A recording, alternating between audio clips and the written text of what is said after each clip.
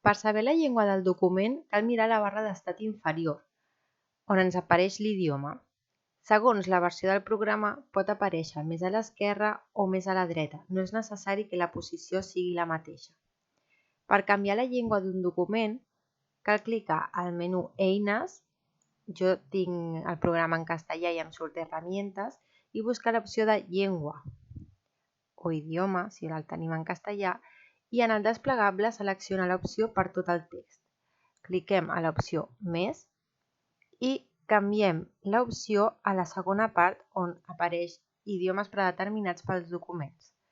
Aquí cliquem a la fletxa i en el desplegable busquem la llengua que volem pel nostre document, en aquest cas espanyol, per exemple, i podem clicar a l'opció de només per a aquest document actual o desactivar-la.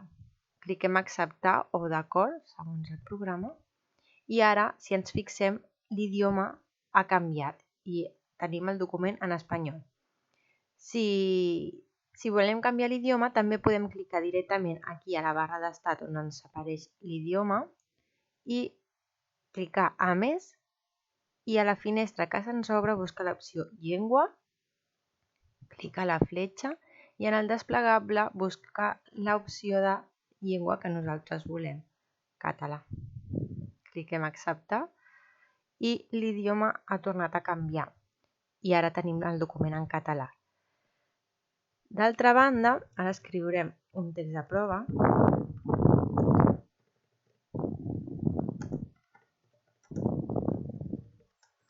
per practicar amb la correcció ortogràfica. Si veieu, ens apareix una línia vermella sota d'una paraula que ens indica que està malament escrita. Si volem activar la verificació ortogràfica automàtica, hem de seleccionar el text i buscar l'icona que ens apareix que posa revisar ortografia. És una icona que en aquest cas surt ABC i un tic, però a vegades surt ABC i la línia vermella, aquesta que ens indica que hi ha una paraula malament escrita. L'icona pot variar segons la versió del programa, però és bastant similar en totes les versions.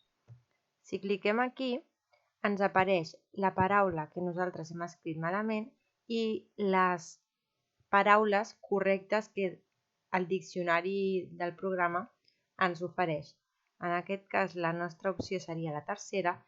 Si cliquem dues vegades, es fa automàtic i si no podem donar a corregir. Si fos el cas que totes les propostes que tenim aquí no ens interessen perquè no és la paraula que nosaltres buscàvem, podem clicar a ignorar una vez si volem que ignori aquesta paraula un cop en el text o ignorar todo si volem que ignori la mateixa paraula durant tot el text i l'accepti com a ben escrita. En aquest cas no està ben escrita, seleccionem l'opció correcta i li donem a corregir. Ens avisa que la revisió ortogràfica ha finalitzat i ja no hi ha més paraules malament escrites, per tant podem tancar.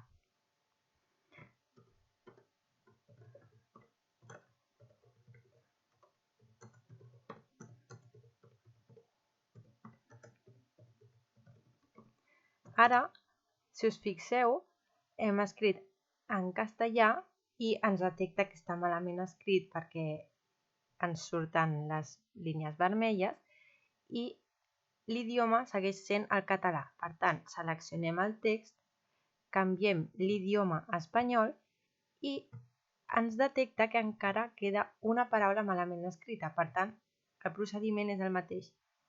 Cliquem a correcció ortogràfica, revisió ortogràfica, ens apareix la paraula malament escrita i com que hem canviat l'idioma ja ens detecta que és espanyol i ens suggereix paraules en espanyol que estiguin ben escrites.